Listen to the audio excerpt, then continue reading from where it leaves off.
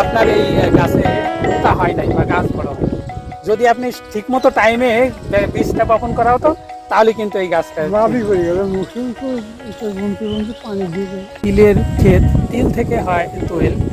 আর বর্তমান সময়ে তেলের যে মূল্য, প্রতিনিয়ত তেলের দাম বেড়ে যাচ্ছে, তাই কৃষক সেই তেলের দামের কারণে এই তিল বপন করেছে।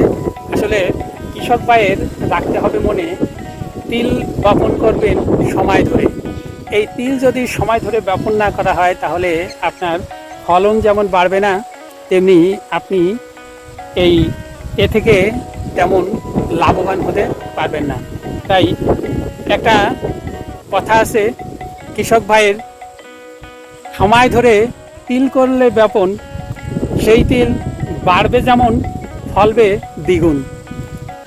সময়টা তোমার ফাল্গুনের শেষ সপ্তাহ আর চৈত্রের প্রথম সপ্তাহ যদি তিল বপন করা হয় তাহলে সেই তিল যেমন বাড়ে ফলেও দ্বিগুণ।